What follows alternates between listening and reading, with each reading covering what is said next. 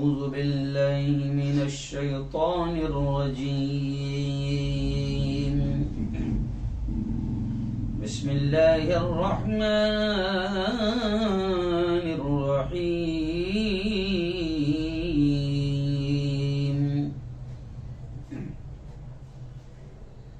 ज़हरल फ़सादु fill बर्रि वल बहरि बिमा कसबत ऐदिन नास व क़ाल तआला ला तुफ़सिदू फ़िल अर्द व क़ाल तआला फ़ला तहसबन्नल्लाह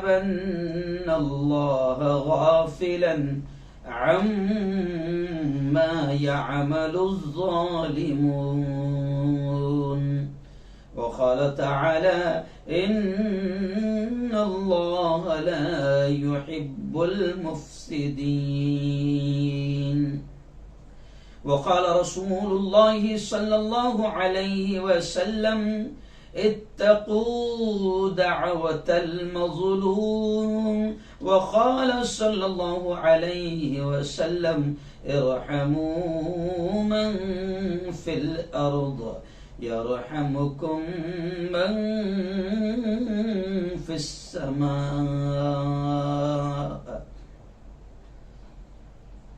करो मेहरबानी तुम अहले ज़मीं पर,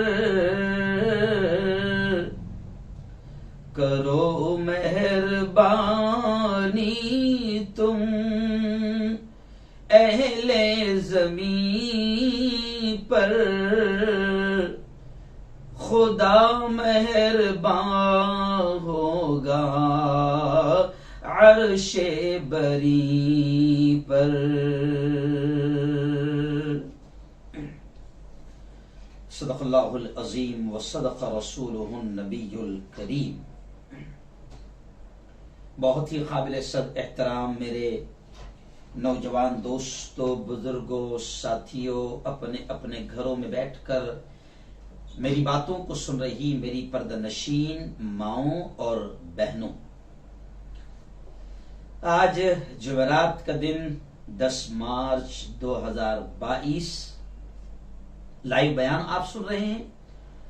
और आपको मालूम है कि वक्त और हालात के एतबार से हम कुछ न कुछ अहम अनावीन को सेलेक्ट करते हैं, और अगर कोई हालात ऐसे नहीं हैं तो फिर हम किसी न किसी इस्लाही टॉपिक पर हम बात करते हैं। जैसे गुज़िश्ता हमने बात की थी कि हराम कमाई के खुद की जात पर, अपनी औलाद पर और अपनी फैमिली पर कितने बुरे असरात पड़ते हैं, उस पर तफसीली 50 मिनट की बात हुई थी। और आज के हालात को मद्देनजर रखते हुए, क्योंकि आप देख रहे हैं तकरीबन अब 2 हफ्ते के करीब हो रहे हैं, आज 14वां 15वां दिन था, आपने देखा कि अभी तो फिलहाल माहौल थम रहा है, लेकिन आज का उन्वान हमने मुल्क के नहीं बल्कि आलमी हालात यूक्रेन और रशिया के जो सामने आ रहे हैं, उन हालात को लेकर हम पूरी दुनिया को कुरान और हदीस की रोशनी में एक पैगाम देना चाह रहे हैं कि जंग मसाइल का हल नहीं है। जी हाँ, युद्ध, हम शुद्ध हिंदी में बोलेंगे कि युद्ध समस्याओं का समाधान नहीं है, हल नहीं है। लड़ाई झगड़ा, जंग, दंगे, फसाद ये प्रॉब्लम्स का हल नहीं है।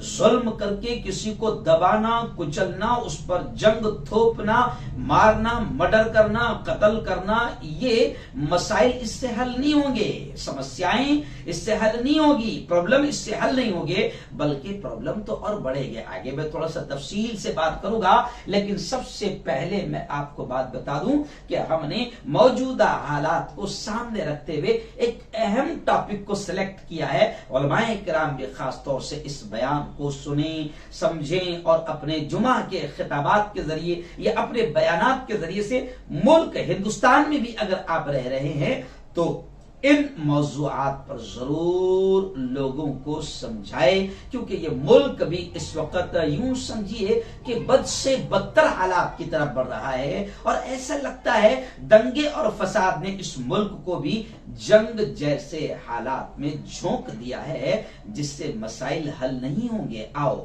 सबसे पहले मैं आपको बता दूं, थोड़ी तफसीलात में इंशाल्लाह लाऊंगा, लेकिन सबसे पहले मैं आपको बता दूं कि फसाद, जंग, कत्ल, जी हाँ, कितनी बुरी चीज है। आज जितने भी हालात बिगड़ रहे हैं वो इसी की वजह से बिगड़ रहे हैं। क्या क्या नुकसान हुए हैं अभी यूक्रेन और रशिया की जंग से, वो भी मैं आपके सामने लाऊंगा। इस प्यारे मुल्क भारत में तकरीबन यूं समझिए कि हजारों दंगे हुए हैं, उससे इस प्यारे मुल्क को क्या नुकसान पहुंचा है। मैं दंगे नहीं कहता हूं, बल्कि मैं इसे जंग ही कहता हूं, जो दंगे के नाम पर होती है, जो धर्म के नाम पर होती है, धर्म के सांप्रदायिकता जो फूट पड़ती है और जो फिर हालात बिगड़ते हैं। तो मैं इसे दंगे फसाद नहीं, बल्कि मैं इसे जंग ही कहूंगा।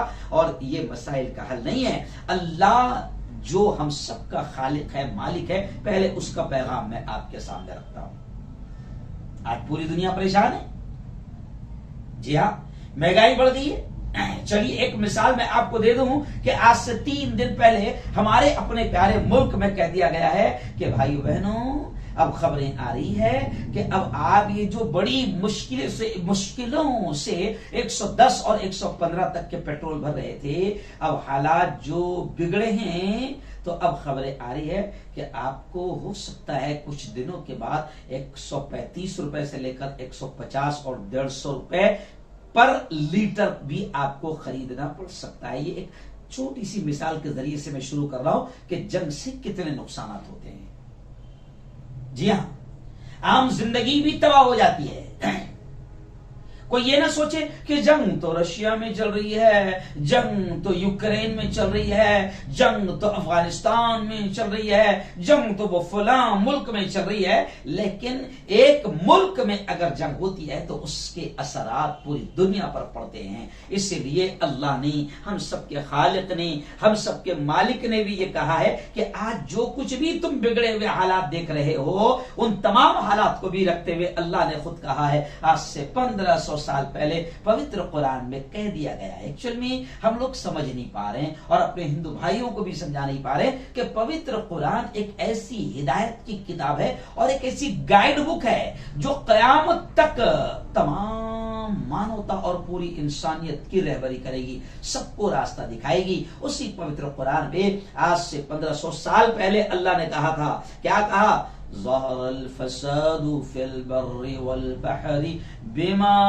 कसबत ऐदिन नास। यहां अल्लाह ने कहा कि जमीन में, खुश्की में, वल बहर और तरी में, जमीन में भी और पानी में भी, समंदरों में भी जो कुछ भी बिगाड़ फैल रहा है या फैल चुका है, अल्लाह कहता है ज़हरल फसादु फिल बर्रि वल बहरि बिमा कसबत ऐदिन नास। ये जो कुछ भी तबाही, बिगाड़ फैल चुका है, ये तमाम के तमाम इंसानों के हाथों की कमाई है। जी हाँ, आज ना आप सुकून में हैं, ना हम सुकून में हैं।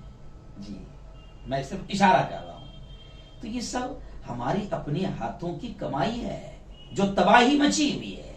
इसलिए अल्लाह ने क्या कहा था, और ये तमाम मुल्कों को आज मैं पैगाम दे रहा हूं कि हम सबके खालिक, हम सबके मालिक ने ये साफ तौर से कहा है, ला तुफसिदू फिल अर्द, कि जमीन में फसाद ना फैलाओ, जमीन में फसाद ना फैलाओ। और ये जो जंग मुसल्लत हुई है, ये भी एक किस्म का बड़ा फसाद है जिससे लाखों इंसान बेघर हो चुके हैं।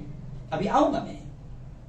अब अल्लाह ने कहा था कि जमीन में फसाद मत फैलाना, और अल्लाह ने तो यहां तक के पूरी इंसानियत को, वो मालिक है सबका, और उस मालिक ने हम तमाम इंसानों को, मैं मुसलमानों को नहीं कह रहा हूं, अल्लाह ने हम तमाम इंसानों को यह पैगाम दिया, ला तुफसिदू फिल अर्ज़, जमीन में फसाद मत फैलाना। और आगे अल्लाह ने यह भी कहा, इन्नल्लाह ला युहिब्बुल मुफसिदीन, अल्लाह फसादियों को, अल्लाह दंगाइयों को, अल्लाह खराबी पैदा करने वालों को, फसाद पैदा करने वालों को अल्लाह पसंद नहीं करता। तो ये तमाम इंसानों के लिए पैगाम है। और मैं मुसलमानों से भी ये कहूंगा कि आप कुरान के मानने वाले हैं ना, कुरान से आप इश्क प्यार मोहब्बत करते हैं ना, अगर कुरान का कोई मजाक उड़ाए, कुरान की आयतों को अगर कोई पटाखे की शक्ल में उड़ा दे तो आप तैश में आ जाते हो, गुस्से में आ जाते हो, और फिर जनाब माहौल भी खराब हो जाता है, दंगे और फसाद भी हो जाते हैं। अल्लाह हमसे भी कह रहा है, कुरान के मानने वालों से भी कह रहा है, ला तुफ्सिदू फिल अर्द, जमीन में फसाद न फैलाओ, इन्नल्लाह ला युहिब्बुल मुफ्सिदीन, अल्लाह फसाद फैलाने वालों को पसंद नहीं करता। ये मैं खुद मुसलमानों से भी कह रहा हूं, अहले ईमान से भी कह रहा हूं कि कुरान का ये पैगाम है। क्यों? अभी कुछ दिनों पहले जी, पिछले ही जुमा को, अभी एक हफ्ता आइंदा हो जाएगा, पिछले ही जुमा को पाकिस्तान के पेशावर में एक मस्जिद में ब्लास्ट हुआ। जी हां, कुछ लोग घुसे, फायरिंग की और फिर अपने आप को उड़ा लिया। अब जाहिर बात है कि वो मस्जिद में बम फूटा, अपने आप को ब्लास्ट किया गया, 57 लोग शहीद हो गए, मर गए। अब मैं आपसे पूछता हूं, कई हजार, यूं समझिए सैकड़ों उसमें जख्मी हो गए, तो मस्जिद में ब्लास्ट हुआ। अच्छा, पाकिस्तान में कौन है? जी हां, किसका मुल्क है? अहले ईमानी का मुल्क है ना। मस्जिद में बम फूट रहा है, कुछ भी कहो तो शायद गलत ना होगा, मारने वाले भी मुसलमान, मरने वाले भी मुसलमान। तो मैं मुसलमानों को भी ये पैगाम दे रहा हूं, और अब मैं पूरी दुनिया को ये पैगाम दे रहा हूं कि याद रखो, अल्लाह ने कहा है कि इन्नल्लाह ला युहिब्बुल मुफ्सिदीन, अल्लाह फसादियों को पसंद नहीं करता, अल्लाह दंगाइयों को पसंद नहीं करता। और ये दंगे, ये फसाद, कभी कभी छोटे छोटे फसाद जो है वो जंग की शक्ल इख्तियार कर जाते हैं, सैकड़ों हजारों लोगों की जान ले लेते हैं। छोटे छोटे झगड़े, जैसे मैं अक्सर कहता हूं कि अगर आपको फुंसी हुई और आपने फुंसी पर ध्यान नहीं दिया और वो फोड़ा भी बन सकती है, फिर हो सकता है कि बड़ा नश्तर और ऑपरेशन भी करना पड़ सकता है, तकलीफ बढ़ सकती है, कैंसर भी हो सकता है। तो ऐसे ही कभी छोटे छोटे छोटे दंगे और फसादात, अगर मेरे प्यारे मुल्क की बात करूं तो मुझे कहते हुए अफसोस होता है कि 1947 से आज तक की ये जो आजादी के 75-76 साल हुए हैं, अगर इतनी बात करूं तो हजारों दंगे हो चुके हैं। जी हां, हजारों दंगे हो चुके हैं। क्या मिला है? सिवाय लाशों के कुछ नहीं सामने आया है। जी हां, लाखों लोग कत्ल हुए हैं। मैं आगे तफसीलात करूंगा, लेकिन आइए, अल्लाह कहता है, और अल्लाह कहता है कि मैं फसादियों को पसंद नहीं करता। जी हां, इसीलिए हमने आज का अनुमान, आपने देखा कि रशिया में जो जंग हो रही है, यूक्रेन जो उस पर बमबारी कर रहा है, मंजर ऐसे आ रहे हैं कि अकल हैरान हो रही है। जी हां, और याद रखें कि अब यूक्रेन में आपने देखा कि लाखों लोग बेघर हो गए हैं, बॉर्डर पर पड़े हैं, दूसरे मुल्क में पनाहगजीन हैं, कैंपों में पड़े हैं। इन 8 दिन में खुद हमारे प्यारे मुल्क के जो भारत के बच्चे आए हैं, उन्होंने जो दास्तान और वहां की कहानियां सुनाई है, जिन बच्चों ने अपनी आंखों से गिरते हुए बमों को देखा है और लाशों के चीथड़े देखा है और सड़कों पर खून देखा है, आज भी उनके दिमाग से वो मंजर निकल नहीं पा रहे हैं। आखिर क्या हुआ? हजारों की लाशें गिर गई, सड़कों पर खून बह रहा है। जी हां, नालियों में पानी की जगह खून दिखाई दे रहा है। पूरी के पूरे इलाके खंडरात में तब्दील हो गए हैं। लाखों लोग अपना घर छोड़कर कैंपों में और पंडाल में खुले आसमान के नीचे पड़े हैं। न खाना है, न पानी है, तड़प तड़प कर मर रहे हैं। कई सैकड़ों औरतें ऐसी है कि जिन्होंने अपने मासूम बच्चों को मरते देखा है, जिन्होंने अपनी आंखों के सामने अपने जवानों को दम तोड़ते देखा है, जिन्होंने देखा है कि उनके घरों पर कैसे बम गिरा और उनकी निगाहों के सामने अगर वो बच गए तो किस तरीके से उनकी औलाद मारी गई। बड़ा तबाही वाला मंजर, जो तस्वीरें और जो वीडियोस यूक्रेन की आई है, जनाब रूह कांप रही है, दिल दहल रहा है। इसीलिए आज का हमने अनुमान चुना है कि जंग मसाइल का हल नहीं है। आज मैंने सुबह नेशनल न्यूज में कहा कि, और इंटरनेशनल न्यूज में भी कहा कि आखिर यूक्रेन ने घुटने टेक दिए हैं। जी हां, और रशिया के जो अहम 2 बड़े मुतालबात थे उनको भी मान लिया है। लेकिन मेरे भाई, एक तरफ मैं यूक्रेन से भी कहूंगा कि आपने घुटने टेक दिए हैं, लेकिन 14 दिनों के बाद आपने घुटने टेके हैं, जब तक कि कितने बेकसूर आपके मारे जा चुके हैं। जी हाँ, और रशिया अगर ये समझ रहा होगा कि मैं जंग जीत गया, जीतने वाला ये समझता है कि मैं जंग जीत गया, तो जीतने वालों को भी मैं पैगाम दे रहा हूं कि जीतने वालों का भी हाल ये होता है। पूरी दुनिया के आप जंगों की और फसादात की तारीख पढ़ें कि जीतने वाला भी जीत कर हारा हुआ होता है, क्योंकि जब जंग मुसल्लत होती है और जब जंग होती है तो जीतने वालों के भी सैकड़ों मारे जाते हैं, और जीतने वालों का भी इतना कुछ तबाह हो चुका होता है कि फिर इस्तेमाल होने में और दोबारा अपने पैरों पर कदमों पर खड़े होने में 10-20 साल लग जाते हैं। क्या हमारे पास तारीख नहीं है?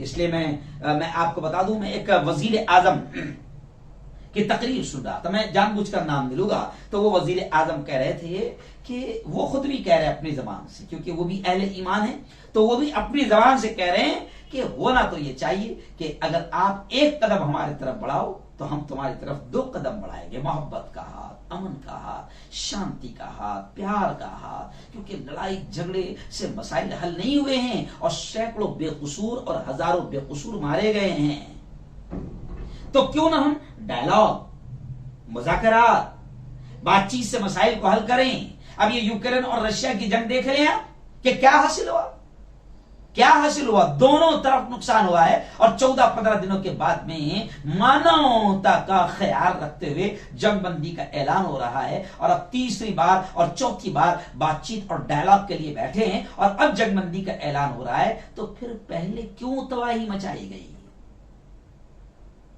इसलिए मैं हर मुल्क से यह कहूंगा, एक तो अगर कोई अपने आप को सुपर पावर समझता होगा, कोई अपने आप को बड़ा समझता होगा और किसी मुल्क को कमजोर समझता होगा, तो सुपर पावर भी अपने आप को समझने वाले समझ ले, इस बात को सुन ले, इस बात को कि जंग से जो है ये नहीं कि आप जीत जाएंगे, बल्कि तबाही आपके यहां भी होगी, बेकसूर आपके यहां भी मारे जाएंगे।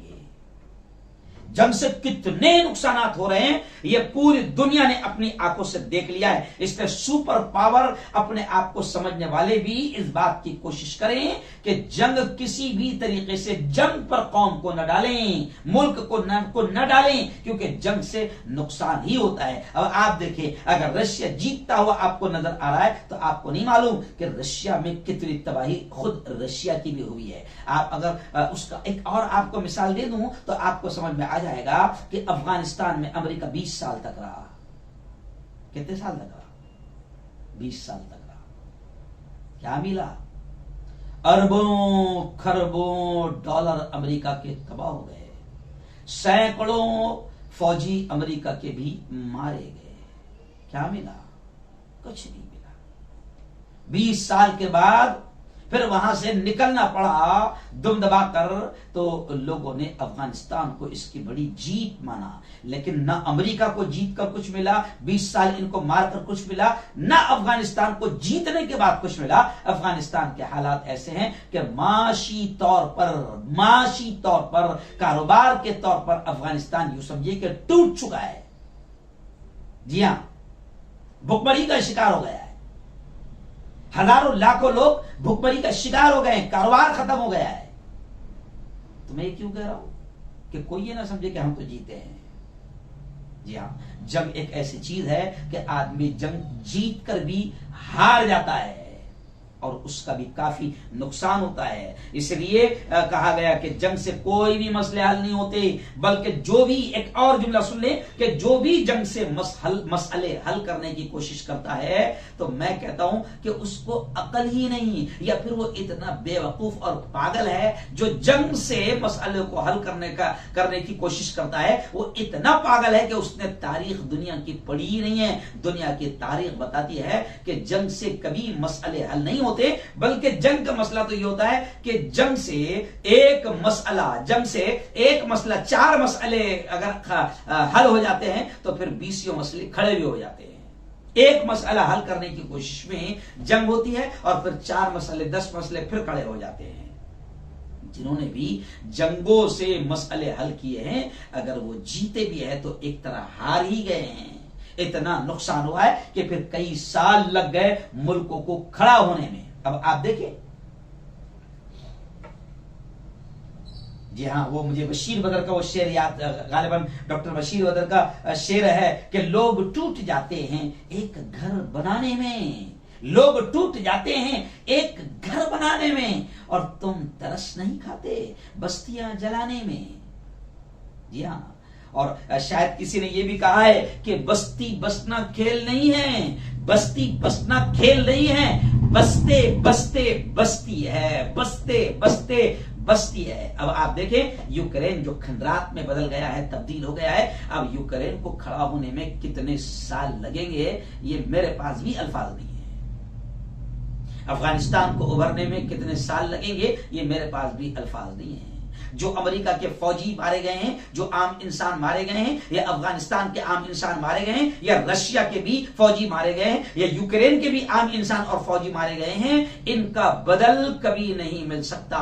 जिन मां और बाप के जवान औलाद उनके सामने खत्म हुई है, या जिनके दूध पीते बच्चे उनकी आंखों के सामने गोलियों का और ग्रेनेड का और मिसाइल का शिकार हुए हैं, और चीथड़े जिन्होंने अपनी आंखों से अपनी औलाद के होते हुए देखा है, या छोटे छोटे मासूम बच्चे कुछ ऐसे भी है कि 2 साल के 3 साल के बच्चे हैं और अपनी मां और बाप को तड़पते हुए दम तोड़ते हुए उन्होंने अपनी आंखों से देखा है। क्या उनको इसका बदल मिल जाएगा? क्या उनकी जिंदगी दोबारा स्टेबल हो जाएगी? खानदान के खानदान तबाह हो गए। उनसे पूछो जिनके घर और कारोबार तबाह हुए हैं कि इस घर को और इस कारोबार को सेटअप करने में आपने कितने साल लगाया, तो आपको पता चलेगा कि लोग टूट जाते हैं एक घर बसाने में। कई लोग ऐसे हैं कि जिनकी जिंदगी के आखिरी मरहले में उन्होंने एक घर बनाया था, वो घर भी तबाह हो गया। आज लाखों यूक्रेनी बेघर हो चुके हैं, और इस जंग में दोनों ही देशों को काफी जानी और माली नुकसान हुआ है, और कई ऐसे भयानक मनाजिर और वीडियो सामने आ रहे हैं कि जिनको देखकर दिल दहल रहा है। जी हाँ, माएं रोती और बच्चे बिलखते रोते नजर आ रहे हैं। सारा यूरोप रूसी हमलों की मजम्मत कर रहा है। रशिया ने हमला किया। जी हाँ, और 1 महीना पहले जब माहौल बन रहा था तो हमारे इंडियन चैनल में मैंने एक खबर देखा था, एक खबर आई थी किसी चैनल पर कि अब जब जंग छिड़ी नहीं थी तो उस वक्त एक खबर आई थी कि अब 30 देश मिलकर रशिया पर हमला करेंगे। या उधर यूक्रेन को भी उकसा दिया, तबाही मच गई। रशिया पर हमला करोगे, रशिया ने कह दिया कि हम तो डूबे इंसान, तुमको भी ले डूबेंगे, और फिर इतनी बड़ी धमकी दे दी कि फिर कोई आगे नहीं बढ़ सका, कोई रूस को कंट्रोल नहीं कर सका। अच्छा चलो, अगर रशिया पर हमला कर भी दें तो यूक्रेन तबाह हो गया, रशिया ने कर दिया, रशिया को तबाह आप कर दो और रशिया फिर 2-3 मुल्कों को तबाह कर देगा। बल्कि आलमी पैमाने पर अगर एटमी हथियारों को इस्तेमाल किया गया तो कभी सोचे हो एटमी हथियार के नुकसानात आम इंसानों पर, और सिर्फ वहां नहीं पूरी दुनिया पर इसके कितने बुरे असरात आएंगे। इसलिए आज मैंने ये उन्वान चुना कि याद रखो, जंग मसाइल का हल नहीं है, जंग मसाइल का हल नहीं है। और यह भी याद रखो कि जंग कहीं पर भी हो, जुल्म कोई भी करे, जालिम कोई भी हो, कातिल कोई भी हो, उसकी निंदा मिलकर सबने करना चाहिए। और जालिम, अल्लाह के हबीब ने खुद कहा है कि जुल्म होता देखो तो हाथ से रोकने की ताकत है हाथ से रोको, जबान से रोकने की ताकत है जबान से रोको। अगर ये दोनों भी ताकत नहीं है तो कम से कम दिल से बुरा तो कहो। हमने यहाँ हिंदुस्तान में बैठकर, आपने मेरी खबरें देखा होगा कि मैंने 10 मरतबा 10 दिन तक खबर में मैं रोजाना रशिया के जुल्म की निंदा करता रहा। मुझे नहीं मालूम कि रशिया का मामला क्या है, यूक्रेन का मामला क्या है, लेकिन मैंने अपनी आंखों से एक इंसान होने के नाते देखा कि किस तरीके से हजारों लोग बेकसूर मारे जा रहे हैं और किस तरह सड़कों पर खून बह रहा है। मैंने निंदा किया, मैंने मजम्मत किया, क्योंकि इंसान कोई भी हो, हालांकि अगर देखा जाए तो मैं अहले ईमान हूं, मैं मुसलमान हूं। जी हां, अब कोई बेवकूफ अगर ये नजर से देखे कि भाई छोड़ो ना, अपनों को क्या करना पड़ी, यूक्रेन में मरने वाले भी मुसलमान नहीं है और रशिया में मरने वाले भी मुसलमान नहीं है, और रशिया जो मार रहा है वो मुसलमानों को नहीं मार रहा है, तो ये इंतहाई किस्म की नीच और घटिया हरकत होगी और बिल्कुल घटिया सोच होगी। हम तो ये कहते हैं कि कोई भी इंसान, अल्लाह का कोई बंदा बेकसूर मारा न जाए, क्योंकि अल्लाह को जुल्म पसंद नहीं है। और जालिमों को भी आज मैं ये पैगाम दे रहा हूं कि याद रखो, जालिमों को भी ये पैगाम दे रहा हूं कि अगर आप सुपर पावर अपने आप को समझते होंगे, आप अगर किसी मुल्क को दबाना कुचलना चाहते होंगे, तो जालिमों इस बात को याद रखो कि तुमने तारीख नहीं पढ़ी है पूरी दुनिया की कि बड़े बड़े जालिम जो हथियारों से लेस थे, जब वो अल्लाह के कुछ बंदों पर जुल्म करने पर उतर आए तो अल्लाह ने जालिमों को तबाह किया है। जालिमों के अंजाम आप पढ़ो, दुनिया की हिस्ट्री आप पढ़ो। कोई अपने आप को सुपर पावर ना समझे कि मैं पड़ोसी मुल्क को दबा दूंगा, मैं उसको कुचल दूंगा, मैं उसको दबा दूंगा। नहीं, जंग से मसाइल कभी हल नहीं हुए हैं और जुल्म आखिर जुल्म है, जब बढ़ता है तो घट जाता है। जालिमों का अंजाम भी बुरा होता है। जी हाँ, अब आप चलिए, खैर एक बात याद आ गई तो कह रहा हूं, यही यूक्रेन, क्या दुनिया नहीं जानती है? यही यूक्रेन, आज वहां पर जो कुछ भी तबाही मची हमको अच्छा नहीं लगा है, और इसीलिए आज मैं ये बयान कर रहा हूं कि ये अच्छी चीज नहीं है। लेकिन मुझे याद आता है कि यूक्रेन भी एक वक्त ऐसा था जो जालिम बना हुआ था, और यही यूक्रेन अमेरिका के साथ मिलकर इराक वगैरह में मुस्लिम मुल्कों में तबाही मचा रहा था। आज क्या हुआ? अल्लाह के पास तो देर है पर अंधेर नहीं है। जालिम कोई भी हो उसको उसका अंजाम भुगतना पड़ेगा, बिल्कुल भुगतना पड़ेगा। हम अपना हिसाब किताब भूल सकते हैं लेकिन अल्लाह नहीं भूलता है। ये यूक्रेन की मिसाल देकर मैं तमाम जालिमों से कह रहा हूं कि कोई अगर ये सोच रहा होगा कि इसको दबा दे, उसको मार दे, इसको ऐसा कर दे, इसको दबा दे, कुछ नहीं। अगर जुल्म करोगे अल्लाह के बंदों पर, फिर चाहे वो कोई भी हो, मैं अहले ईमान और अहले इस्लाम और मुसलमानों से भी कह रहा हूं कि अगर तुम भी समझोगे कि फुला को दबा दिया जाए, फुला को कुचल दिया जाए, और हमारे पास तो ये है, हमारे पास तो वो है, तो अल्लाह ये नहीं है कि अहले ईमान को छोड़ देगा, मुसलमानों को छोड़ देगा। मुसलमान भी अगर अपने पावर का, अपनी ताकत का गलत इस्तेमाल करेंगे और खुदा के बंदों पर जुल्म करेंगे तो अल्लाह मुसलमानों को भी नहीं बख्शेगा, जालिमों को अल्लाह बिल्कुल नहीं बख्शता है। बड़ी प्यारी बात किसी ने कही है, मैं शायद पिछले बयान में ये बात कह चुका था कि अल्लाह क्या कहता है, फला तहसबन्नल्लाह गाफिलन अम्मा यअमलुज़ ज़ालिमून। अल्लाह कहता है फला तहसबन्नल्लाह गाफिलन, अल्लाह कहता है कि अल्लाह को गाफिल न समझो, अल्लाह को बेखबर न समझो, अम्मा यअमलुज़ ज़ालिमून, जालिम जो कुछ भी कर रहे हैं ये ना समझो कि अल्लाह बेखबर है, और मजलूम भी ये ना सोचे कि अल्लाह बेखबर है। अल्लाह को हमारा दर्द दिखाई नहीं दे रहा है, अल्लाह को हम पर होने वाला जुल्म दिखाई नहीं दे रहा है, तो अल्लाह खुद कहता है कि मजलूमों तुम भी ये ना सोचो कि मैं बेखबर हूं, और जालिमों तुम भी ये ना समझो कि मैं बेखबर हूं। बल्कि अल्लाह एक जगह ये कहता है इन्नमा युअख्खिरुहुम, मैं ढील देता हूं, मैं मोहलत देता हूं, और फिर जब मैं पकड़ करता हूं तो बड़े बड़े जालिम भी तबाह हो जाते हैं। और कुरान भरा पड़ा है जालिमों के अंजाम से। इसलिए मैं जालिमों को भी दावत दे रहा हूं कि जुल्म ना करो।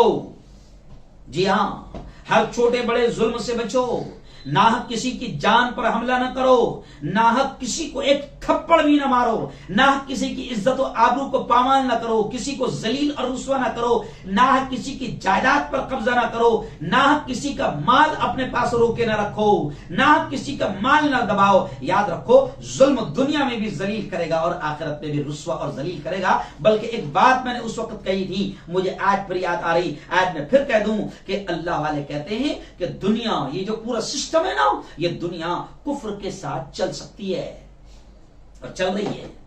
जी हां, ये दुनिया कुफ्र के साथ चल सकती है, शिर्क के साथ चल सकती है। आज लाखों करोड़ों इंसान कुफ्र कर रहे हैं, नहीं मानते हैं अल्लाह को, मगर अल्लाह खिला रहा है, पिला रहा है, दे रहा है, बल्कि हंसी आती है अहले ईमान से ज्यादा उनको दे रहा है। तो किसी अल्लाह वाले ने कहा कि अल्लाह चलाएगा दुनिया को, कुफ्र के साथ भी चलाएगा, शिर्क के साथ भी चलाएगा। जी हां, मगर याद रखो जुल्म अगर होगा तो फिर जुल्म को अल्लाह बर्दाश्त नहीं करता है, क्योंकि मजलूम की फर्श से सीधा अर्श पर जाती है। इसलिए प्यारे आका सल्लल्लाहु अलैहि वसल्लम की वो हदीस भी मैंने अभी खुतबे में तिलावत किया कि प्यारे आका ने क्या फरमाया, इत्तकू दावतल मजलूम, कि मजलूम की बद्दुआ से बचो, मजलूम की बद्दुआ से बचो। मजलूम की बद्दुआ सीधा फर्श से अर्श पर जाती है। इसी को अल्लामा इकबाल ने शेर में कहा, अल्लामा इकबाल ने शेर में बयान करते हुए कहा, मजलूम की बद्दुआ से बचो, जो नबी ने कहा। अल्लामा इकबाल कहते हैं, आह जाती है फलक पर, यानी मजलूम का दर्द, उसकी तकलीफ, उसकी आह जाती है फलक पर, आसमानों पर आह जाती है फलक पर, रहम लाने के लिए बादलों हट जाओ, दे दो राह जाने के लिए। यानी नबी ने कहा कि मजलूम की बद्दुआ फर्श से सीधा अर्श पर जाती है और बीच में उसको कोई रुकावट नहीं होती है, कोई हिजाब और कोई पर्दा नहीं होता। और नबी ने यह भी कहा, इरहमू मन फिल अर्द यरहमुकुम मन फिस समा, कि नबी ने कहा कि तुम जमीन वालों पर रहम करो, आसमान वाला तुम पर रहम करेगा, आसमान वाला तुम पर रहम करेगा। तो कोई जालिम, कोई सुपर पावर अगर ये सोचे कि मैं उसको दबा दूंगा, उसको कुचल दूंगा, और अगर वो सामने वाला कमजोर है तो याद रखे कि फिर अल्लाह उसका जवाब देगा। और दुनिया की तारीख है कि जालिमों का अंजाम बड़ा बुरा हुआ है। तो जुल्म कोई भी करे। अच्छा, एक और बात मैं कह दूं, थोड़ा सा एक और बात कह दूं, याद आ गई, बीच में भूल ना जाऊं, और वक्त भी थोड़ा अब खत्म हो रहा है। कि अजीब बात है, मैं तो यूक्रेन पर, मैं खुद मेरी बात कर रहा हूं, चलो दूसरे की बात नहीं करता हूं। यूक्रेन पर जिन पर हमला हो रहा है वो बेचारे नहीं मालूम कौन से धर्म के हैं, क्रिश्चियन है, ईसाई है, यहूदी है, क्या है।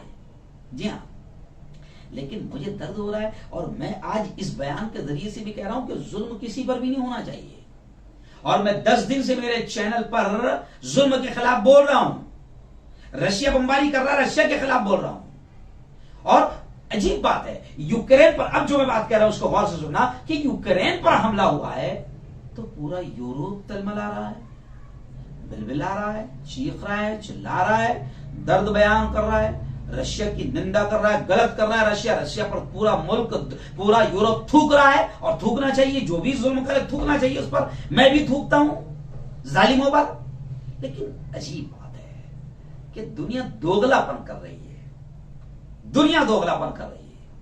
जी हाँ, बुरा लगेगा आपको। जब यूक्रेन में ऐसे ही हो रहा था तो मुझे याद है कि 27वीं शब रजब की जब थी, जिसे हम शबे मेराज कहते हैं, तो उन्हीं दिनों में आई जब यूक्रेन पर हमला हो रहा था। तो यूक्रेन पर हमला हो रहा है और लोग मारे जा रहे हैं, तो यूरोप को दर्द हो रहा है, अक़वाम मुत्तहिदा को दर्द हो रहा है, यूएनए को दर्द हो रहा है, और होना चाहिए, मुझे भी दर्द हुआ। इसलिए मैं यूक्रेन के उन भाइयों के हक में मैंने जबान खोला। लेकिन मुझे अफसोस इस बात का है, दुनिया के और यूरोप के इस बदमाशी और दोगलेपन पर मुझे अफसोस होता है कि वही शबे मेराज के वक्त में इजराइल जैसे दरिंदे, इजरायली दरिंदे फलस्तीनियों पर ग्रेनेड चला रहे। एक वीडियो आपने देखी होगी कि एक 11-12 साल की मासूम लाडली बच्ची है, उसके मुंह पर आकर ग्रेनेड लगा और उसका फूल जैसा चेहरा पूरा लहूलुहान हो गया, और उसकी मां उसके सामने तड़प तड़प कर बिलक बिलक कर रो रही है। तो मुझे यह कहना है कि यूक्रेन पर अगर हमला हो रहा है, यूक्रेन में लोग मारे जा रहे हैं, तो हम ये कह रहे हैं कि ये मानवता के खिलाफ है, इंसानियत के खिलाफ है, इंसान मारे जा रहे हैं, और रशिया के खिलाफ बोल रहे हैं। तो भाई, फलस्तीन में ये कौन मारे जा रहे हैं? कि ये इंसान नहीं है?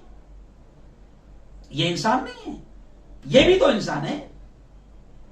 मैं यहां बैठकर अगर किसी भी यहूदी को अगर बेकसूर मारा जा रहा है तो मैं उसके लिए बात कर रहा हूं कि नहीं मारा जाना चाहिए, किसी इंसान को मारा नहीं जाना चाहिए, कत्ल नहीं होना चाहिए। जी हां, जंग नहीं होना चाहिए। आज मैं ये टॉपिक पर बात कर रहा हूं, लेकिन मुझे अफसोस होता है कि फलस्तीन में जब इजरायली दरिंदे बेकसूर मुसलमानों को मारते हैं तो फिर दुनिया क्यों चुप रहती है? फिर यूरोप को क्यों दर्द नहीं होता है? फिर यूएनओ और अक़वाम मुत्तहिदा को दर्द क्यों नहीं होता है? क्यों इजराइल के खिलाफ कोई बोलता नहीं है कि इजराइल आतंकवाद कर रहा है, मासूम फलस्तीनियों को मार रहा है, बेकसूर छोटे छोटे मासूम बच्चों के चीथड़े उड़ा रहा है, हॉस्पिटल और स्कूलों पर और बस्तियों पर इजराइल बम बरसा रहा है, और ये तो यूक्रेन में आज हो रहा है। अरे फलस्तीन पर तो वर्षों से इजराइल आतंकवाद कर रहा है, तो इजराइल के खिलाफ कोई क्यों नहीं बोलता है? भाई, ये भी तो हरामीपन है, ये भी तो दोगलापन है। हम तो ये कहते हैं कि कहीं किसी को मारा नहीं जाना चाहिए, जंग मसाइल का हल नहीं है।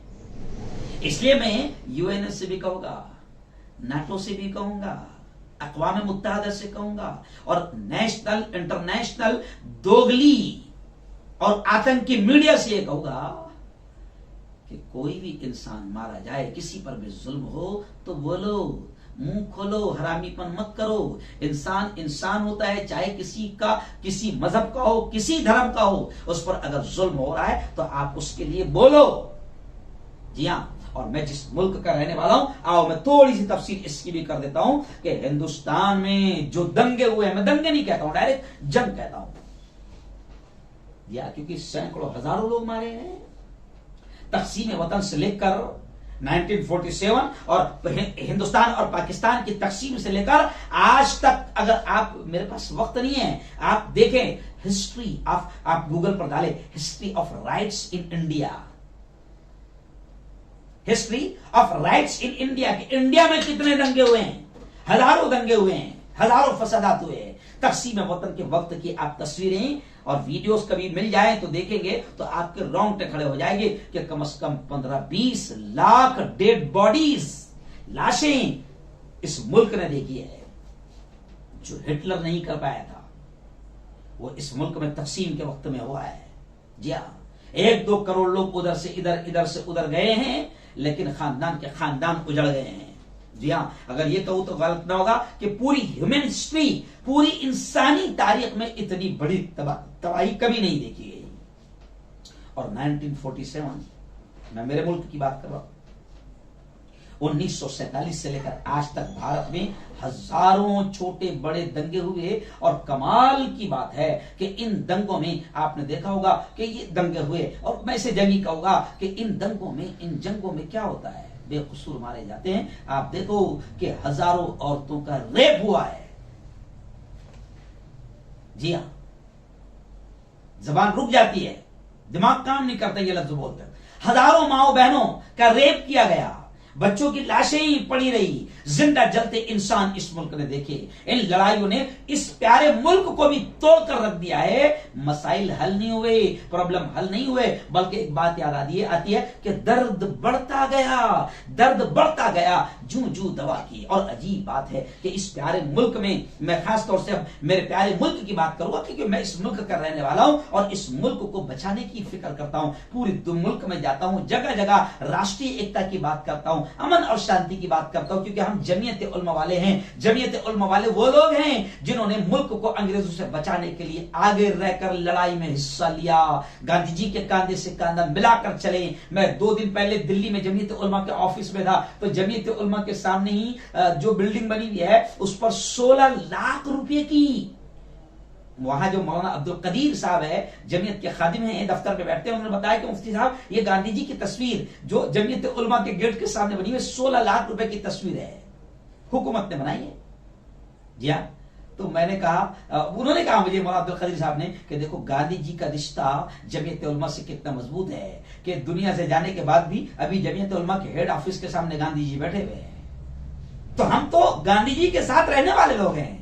हमने कांधे से कांधा मिलाकर मुल्क को आजादी दिलाई। और आज भी हमारे कायद हजरत मौलाना अरशद बदनी, जब 2014 से देखा कि मुल्क में नफरतों का माहौल बढ़ रहा है, तो मौलाना अरशद बदनी साहब मैदान में उतरकर जमीयत उलमा के स्टेज से हिंदू, मुसलमान, पुजारी, पंडित, सूफी संतों को एक स्टेज पर ला रहे हैं और मुल्क में अमन और शांति कैसे बने, एकता का, सद्भावना का माहौल कैसा बने, इसकी कोशिश कर रहे हैं। और हमारे कायद ये चाहते हैं, उनका मानना है, उनका कहना है कि आग को आग से नहीं बुझाया जा सकता, आग को आग से नहीं बुझाया जा सकता। आग को बुझाने के लिए बारिश, पानी की बारिश और पानी की जरूरत पड़ती है। तो मौलाना अरशद बद्दी कहते हैं कि आग को बुझाने के लिए प्यारो मोहब्बत की, अमन की बारिश कीजिए ताकि ये आग बुझे। आज मैं अपने मुल्क वासियों से भी कह रहा हूं कि आप देखिए, थोड़ा सा हिस्ट्री पढ़े तो आपको पता चलेगा कि हजारों दंगे इस मुल्क में हुए हैं। और मुझे अफसोस ये होता है कि अजीब बात है कि धर्म कोई भी हो, कोई भी धर्म, वो अमन की बात करता है, इंसानियत की बात करता है, मानवता की बात करता है। मगर अजीब बात है हम पागलों की कि हमारे यहाँ जितने दंगे हुए हैं बड़े बड़े, वो धर्म के नाम पर हुए हैं। धर्म के नाम पर हुए। अजीब बात है कि कोई धर्म दंगे फसाद की बात नहीं करता, जंग और लड़ाई की बात नहीं करता, और हमारे यहां 99% अगर कहा जाए तो गलत ना होगा, जितने भी छोटे मोटे आज जो कुछ भी हो रहा है वो सब धर्म के नाम पर हो रहा है। सारी चीजें धर्म के नाम पर हो रही है। जी हां, बस हर मुद्दा धर्म के नाम पर चलाया जा रहा है। बल्कि मुझे तो कहते हुए बड़ा अफसोस होता है कि अब हमारी हुकूमतें भी इतनी नीच और घटिया हो चुकी है कि धर्म के नाम पर ही इलेक्शन लड़ रही है।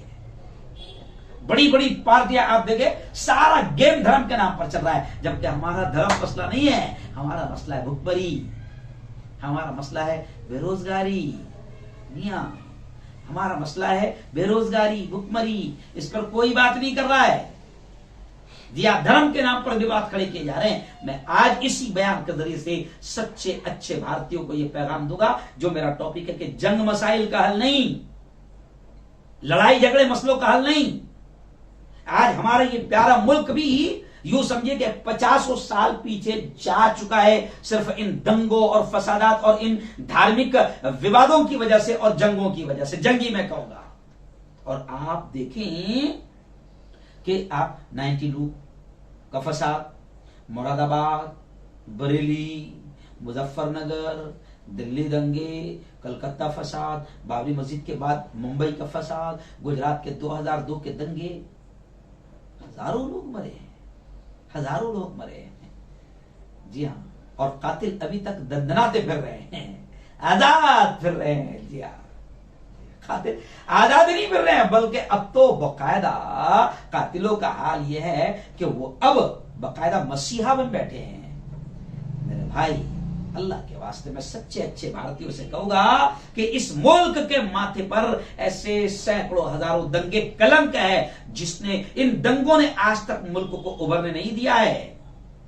जी हां, और पूरी दुनिया की अगर बात करूं तो जंगों में कई मिलियंस, कई लाख लोग कत्ल हुए हैं, रेप हुए हैं, जलाए गए हैं। और इन दंगों और जंगों ने अमन शांति वाले, अगर मैं मेरे मुल्क की बात करूं तो हमारे इस प्यारे मुल्क को, जिसको मैं कहता हूं कि अमन शांति वाला ये मुल्क, सूफी संतों का ये देश, गंगा जमनी तहजीब वाला ये देश, आज हमारे मुल्क में भी दंगों ने और जंगों ने और धार्मिक उन्माद ने और विवादों ने हमारे मुल्क की गंगा जमनी तहजीब को भी जलाकर रख दिया है। और मसाइल हल नहीं हुए हैं, बल्कि बढ़ते गए हैं। इसलिए मैं ये भी कह रहा हूं कि कोई भी जालिम, कोई भी सुपर पावर दुनिया का कोई मुल्क हो या फिर हमारे मुल्क में हो, कोई भी ये ना सोचे कि किसी को दबाकर, प्रेशर में डालकर, किसी को जुल्म करके, किसी को कत्ल करके, किसी को कुचलकर, किसी को मारकर मसले हल हो जाएंगे और हमारा राज आ जाएगा, तो ऐसा कभी नहीं हो सकता है। जी हाँ, कभी नहीं हो सकता है। लड़ाई झगड़ा तबाही ही तबाही है। बल्कि हमारे बड़े कहते हैं कि ये दुनिया अमन से, मुल्क की बात भी कर रहा हूं, दुनिया की बात भी कर रहा हूं, कि ये दुनिया, पूरी दुनिया जिसमें भारत भी आ गए, ये दुनिया अमन से ही चल सकती है और टिक सकती है, जंग से नहीं। जंग तबाही ही तबाही है। और आखिरी बात कहूंगा कि जंग किसी के लिए भी आसान नहीं है। जो बड़े बड़े अपने आप को सुपर पावर कहते हैं ना और धमकी दे देते हैं, उनको भी नानी दादी याद आ जाती है। जी हाँ, जिसको आज पूरी दुनिया सुपर पावर कहती है, अमेरिका को 20 साल में झुंझुना मिला अफगानिस्तान में, नानी दादी याद आ गई, अरबों खरबों रुपए का नुकसान हुआ, सैकड़ों हजारों अमेरिकन मारे गए। गलत ही हुआ, यह भी गलत ही हुआ। तो मैं कहता हूं कि जंग किसी के लिए आसान नहीं। और जंग के असरात आज आपको मैं बताऊं, साइंस पर भी जंग के असरात नजर आने लग गए। साइंस की जो तहकीकात थी ना, यूक्रेन की, रशिया की और कई मुल्कों की जो साइंसी तहकीकात चल रही थी, वो भी जंग की वजह से रुक गई है। और जंग के असरात आज एजुकेशन और तालीम पर भी आ चुके हैं। आप देखो, मैंने आज से 4 दिन पहले आवाज उठाया था कि आज हमारे 18,000 बच्चे अगर वहां से यूक्रेन से वापस आ गए, जो डॉक्टर बनने गए थे, किसी का फाइनल ईयर था, किसी का 5वां साल था, किसी का 3रा, 3rd ईयर था, आज उनके माँ बाप ने अपने घर बार और खेती जमीनें बेचकर, जी हाँ, उनको डॉक्टर बनने के लिए भेजा। क्योंकि यहां पर करप्शन इतना है कि करोड़ों रुपए डोनेशन माँ बाप कहां से लाएंगे। लेकिन आज वो बच्चे, उनकी तालीम पर इतना बुरा असर पड़ गया, ये सिर्फ इनकी नहीं बल्कि हर मुल्कों के बच्चे जो भी वहां पर होंगे, उनकी तालीम पर कितना असर पड़ गया कि आज हमारे इन बच्चों का फ्यूचर क्या होगा, अब इनका क्या होगा, ये तमाम दुनिया के सामने सवाल खड़ा हो गया है। क्योंकि यूक्रेन में सिर्फ हमारे बच्चे नहीं थे, और भी तो मुल्कों के थे। आज तालीम पर कितना गहरा असर पड़ गया है। तो खैर जंग जो है वो मसाइल का हल नहीं है। दुनिया की भलाई इसी में है कि जंगों को खत्म किया जाए और जंग किसी पर थोपी ना जाए। बल्कि आखिरी पैगाम ये दूंगा कि कोई अपने आप को सुपर पावर समझता होगा तो वो इस भूल को, वो दिमाग में से इस बात को निकाल ले, कोई सुपर पावर नहीं है। जब जंग छिड़ती है तो सुपर पावर को भी नानी दादी याद आ जाती है और उसके भी हजारों लाखों बेकसूर मारे जाते हैं। इसलिए अक्लमंदी और होशियारी इसी में है कि जंग किसी भी मुल्क की न छिड़े और जंग कहीं भी न छिड़े। दुनिया अमन से चल सकती है, टिक सकती है। और अगर जंग छेड़ोगे अपने आप को सुपर पावर समझकर तो फिर तो जनाब छोटा मुल्क भी कहेगा कि हम तो डूबे हैं सनम, तुमको भी ले डूबेंगे और तबाही ही तबाही मचेगी। बस मैं इतना ही कहूंगा कि अल्लाह रब्बुल इज्जत पूरी दुनिया की हर किस्म के जंग से हिफाजत फरमाए। और बल्कि आखिरी जुमला कहूंगा, याद आ गई, हालांकि मैं इस पे कहना चाह रहा था लेकिन वक्त खत्म हो गया। आखिरी जुमला कहूंगा कि भैया जंग तो घर में भी हो तो तबाही ही होती है। जंग मियां बीवी में हो, डिवोर्स तक पहुंच जाए, तलाक तक पहुंच जाए, जी हाँ, खानदान के खानदान तबाह हो जाते हैं। तफसील का मौका नहीं मेरे पास। जंग भाई भाई में हो, नस्लें की नस्लें तबाह हो जाती है। जी हाँ, जंग किसी भी तरीके से लड़ाई भी लगी है, छोटी लड़ाई भी खानदानों को तबाह कर देती है। इसलिए न भाई भाई का झगड़ा हो, न बहन भाई का झगड़ा हो, न मियां बीवी का झगड़ा हो, न मियां बीवी की जंग हो। जंग तबाही ही लाती है, चाहे छोटी हो चाहे बड़ी हो। अल्लाह से मैं दुआ करता हूं कि हमारे इस प्यारे मुल्क की भी अल्लाह हिफाजत फरमाए। और प्यारे मुल्क के रहने वाले हिंदू मुसलमान सबसे कहूंगा कि कोई अपने आप को सुपर पावर न समझे। जी हाँ, जंग तबाही ही लाती है और अगर कोई इसकी तरफ बढ़ता है तो नतीजा उसका खतरनाक ही आता है। कोई अपने आप को सुपर पावर न समझे, न कोई मुल्क, न कोई खानदान, न कोई समाज। अमन अमन अमन अमन, इसी पर दुनिया चल सकती है, टिक सकती है। इसलिए मैं आखिर में एक डायलॉग बोलकर खत्म करूंगा कि जियो और जीने दो, और जीने दो इसी में तुम भी जियोगे, वरना तबाही तबाही आएगी। अल्लाह ताला हम सबकी हिफाजत फरमाए। अल्लाहुम्मा सल्ली अला मुहम्मद व अला आलि मुहम्मद कमा सल्लैता अला इब्राहीम व अला आलि इब्राहीम इन्नका हमीदुम मजीद। अल्लाहुम्मा बारिक अला मुहम्मद व अला आलि मुहम्मद कमा बारकता अला इब्राहीम व अला आलि इब्राहीम इन्नका हमीदुम मजीद। मेरे मौला हम सब के तमाम गुनाहों को, तमाम खताओं को, तमाम लफ्ज़िशों को माफ फरमा। रब्बे दो जहां, रात के अंधेरे में, दिन के उजाले में, जाने में अनजाने में मेरे मौला जो कुछ भी छोटे बड़े गुनाह हुए हैं, मैं अपने फजल से, अपने करम से माफ फरमा। मेरे मौला आज ये जो उन्वान चुना गया था कि जंग प्रॉब्लम का, मसाइल का, समस्याओं का हल नहीं है, जंग से मसले हल नहीं होते हैं। मेरे मौला यूक्रेन के हालात हमने देखा, रशिया के हालात हमने देखा, हजारों लाशों को हमने वीडियो की शक्ल में अपने निगाहों से देखा। मंजर ऐसा हो गया है कि रूह कांप रही है। इसलिए मेरे मौला आज मैंने ये उन्वान रखा। मेरे मौला मैं चाहता हूं कि पूरी दुनिया और हमारा ये प्यारा मुल्क भी इस बात को समझे कि जंग, लड़ाई, झगड़े, दंगे, फसाद ये मसलों का हल नहीं है। बल्कि मैं तो हुकूमतों से भी कहूंगा जो नीच और घटिया हरकतें कर रही है, और हुकूमतों को ऐसा लगता है कि हम हिंदू मुसलमानों को लड़वाते रहेंगे तो बस हमारी कुर्सियां टिकी रहेगी और हमारी हुकूमत चलती रहेगी। लेकिन मैं हुकूमतों को भी समझाने की कोशिश कर रहा हूं कि इससे तबाही के सिवा कुछ नहीं होगा, मुल्क तबाह हो जाएगा। और मैं दुनिया के तमाम जालिमों को पैगाम देना चाह रहा हूं, मेरे यार, मैं दुनिया के तमाम जालिमों को पैगाम देना चाह रहा हूं कि जंग से मसाइल हल नहीं होते, अमन ही से दुनिया चल सकती है, टिक सकती है। मेरे मौला तो पूरी दुनिया को ये पैगाम समझने की तौफीक नसीब फरमा। मेरे मौला हमारे घरों से झगड़ों को खत्म फरमा, खानदानों से झगड़ों को खत्म फरमा, भाइयों भाइयों के झगड़ों को खत्म फरमा, हिंदू मुसलमान की नफरतों को खत्म फरमा। इस मुल्क में जितने दंगे और फसाद के माहौल बन रहे हैं, इस तमाम माहौल को खत्म फरमा और इस प्यारे मुल्क में भी अमन की, शांति की हवाएं चला दे। यूक्रेन और रशिया में अमन का माहौल बना दे और पूरी दुनिया में अमन और शांति का माहौल बना दे और पूरी दुनिया को मेरे मौला सच्चा सुकून नसीब फरमा। आमीन और या रब्बल आलमीन। रब्बना तक़ब्बल मिन्ना इन्नका अंतस समीउल अलीम व तुब अलैना इन्नका अंतत तव्वाबुर रहीम व सल्लल्लाहु अला नबील करीम व अला आलिहि व सहबिहि अजमईन बिरहमतिका या अरहमर राहिमीन।